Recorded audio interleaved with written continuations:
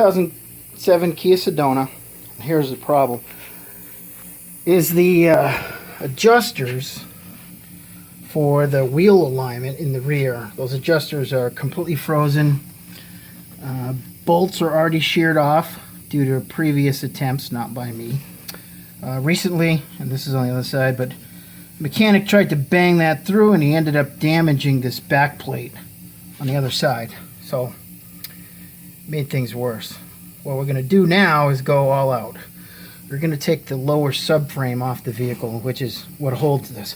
Let me zoom under there and let's take a look around. So this will be looking from the rear towards the front of the vehicle. So here we have the spring, the lower control arm, this cross member or rear subframe. It's really a crossbeam. We're going to take that out because that's the only way to get to the backing plate for this thing that we need to fix. Actually, I'm going to swing around right here. So you can see that's part of the subframe. I'm hoping I can get a welder to fix it, and we'll inspect it once it comes out. Because this crossbeam is like $350 on the internet. It's a pretty expensive part. And structurally, this is the only damage. Now I'm rotating the camera again so we're facing from the rear towards the front. So let's talk about a couple things we got to do. Obviously, we need to detach everything from the steering. We need to detach the suspension components from this crossbeam so we can lower it. Luckily, the exhaust is above it, so we don't have to take the exhaust off. We're going to have to compress these springs. The way I'm going to do it, I'm just going to put a spring compressor kit on there. There's a spring compressor. There's one side of a kit. Going to put that on there to hold this in place, and then going to separate the lower control arm and kind of let it drop. Got to get all that stuff off there anyway.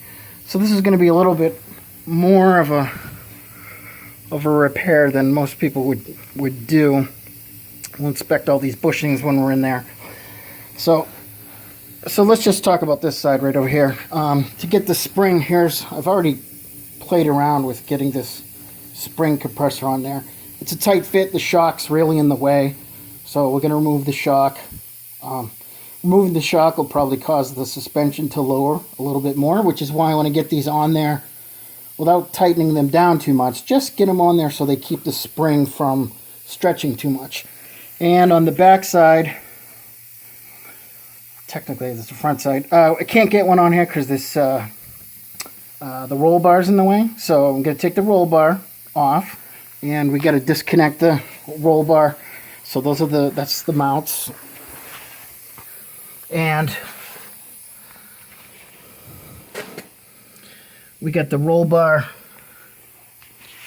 Where is it? Where are they?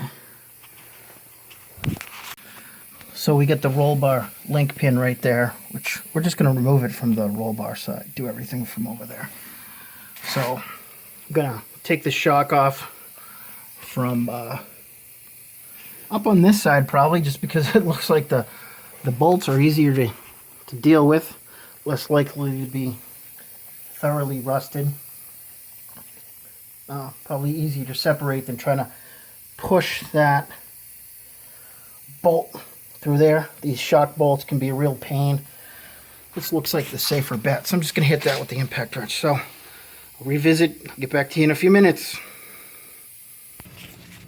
Reviewing where we're at, I got my spring compressor on there, and again, just tightened it a little bit, keep the spring from expanding too much. I want it unloading on me. I've separated these arms from both sides of this rear, I don't even know what you call that, rear knuckle. Let's move underneath here. I couldn't get that bolt off right there. Not important because it's attached to the crossbeam. I can get it off later. But I was able to get the bolt off on the knuckle side on the other side. So I'm going to punch that through in a second. So just show you what we're looking at. Disconnected. The shock absorber is off. The sway bar is off, both sides. So basically just disconnected things from this knuckle over here.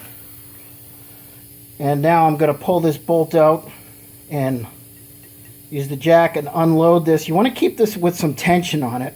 Makes everything easier to move off if the spring isn't pushing on everything. Again, that's part of why you tighten it down a little bit. But you can also move it up and it works a little bit better. But you got to be careful with springs. You got to make sure you anchor that spring. You don't want that thing unloading on you, cutting your arm off or something. So let's get this bolt out. Ugh. Getting old. There it is right there. I'm going to drive it through and unload the lower controller and get the spring out. So I got that bolt out right there. Banged it around a little bit. And the reason I couldn't get this bolt out is I had my impact wrench set on low. So that didn't work too well. Once I set it on high, I was able to get it off. And the spring is compressed. The spring's totally unloaded now anyway.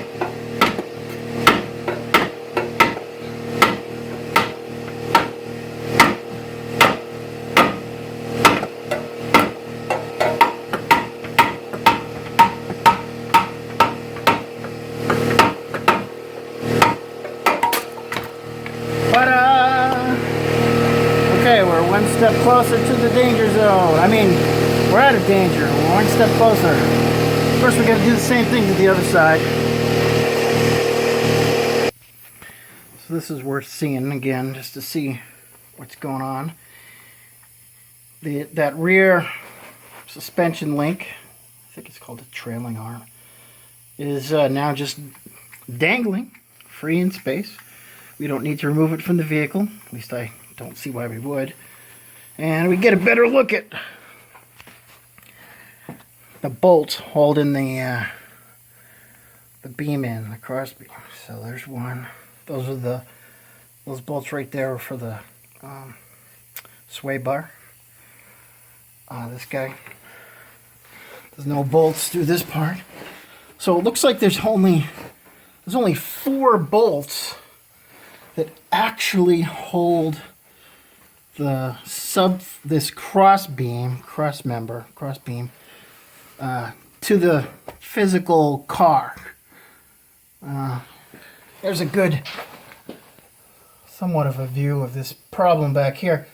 Not only was the mechanic unable to properly repair this, he did not realize he had to remove the spring to get the bolt in to go in that direction. So he hacked it and put it in backwards.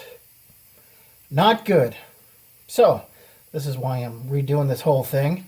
We'll eventually see the crack that he caused behind here. Alright, so what I'm going to do right now is I am going to get my socket on these guys and just see if the cross beam moves a little bit. I just want to get an idea. We've got one side off. If I'm wrong, which I'm not seeing how I could be at this point, if I'm wrong. But anyway, or if we can't get these bolts out, there's really no sense continuing, right? So anyway, I'm going to loosen these and let's see what happens to this this cross beam.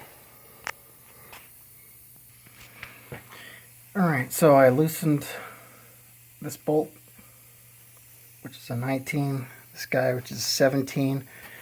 Yep. I don't know, I guess you can't. There you go. It is moving. Again, we don't want to undo this and put undue stress on the other side because it's still under load. But I'm confident we're going in the right direction. Something I forgot to do is hang this. Now, when I was jiggling this earlier, it's still being held on by here, but on the other side, it dropped down, put a lot of tension on the brake line. Luckily it didn't break, so you're going to want to zip tie that up there, use a hanger or something, get the load off that brake line. Still too much tension there. Alright, so everything's detached from the crossbeam, and I've loosened up these bolts on both sides and the back ones.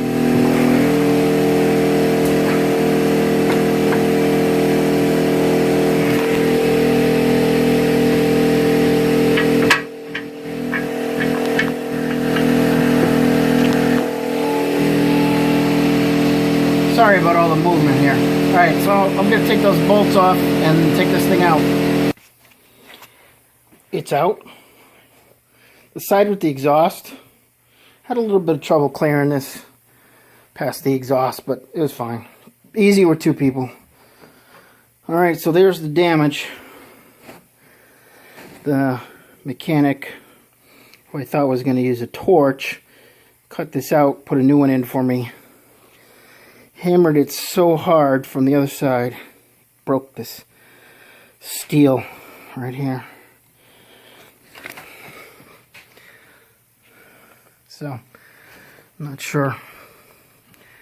Probably get that welded and tap it. It has to have one of these long holes, oval holes there. Alright, well that concludes this part. So I'm reevaluating this bushing here, and you know, this thing recently passed inspection, and it was very thorough in getting it. Now it only rocks back and forth, but the bushing itself does not appear to be moving in and out of the pressed in part there. I don't think this is bad. I think it's okay. This other side, gotta remember that this part only moves this way, only rotates this way.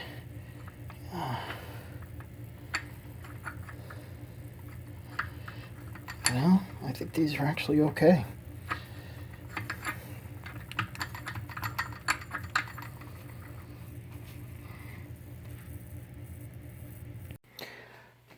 On this side of the frame, of this subframe here, the bushings inside there are just basically rusted and welded in. This bolt, can't get this bolt out. Gonna have to take a Sawzall in there, cut it, that kind of stuff. We tried to do the other side with a torch, and the guy who was doing it didn't do a very good job. Well, let's just take a look at what these adjusters look like. These aren't just regular bolts. This would actually go this way.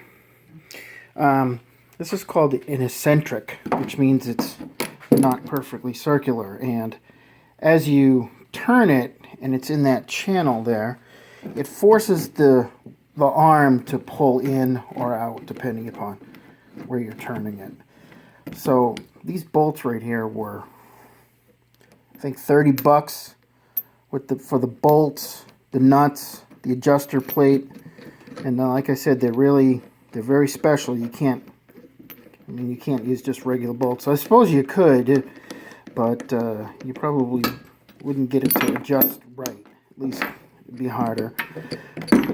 But as you can see, and these were, I think the bolts were like literally $12 a piece, and then $6 for blah blah blah. And by the time I was done, it came out to like $30 for both sides. And these new arms right here, got these online.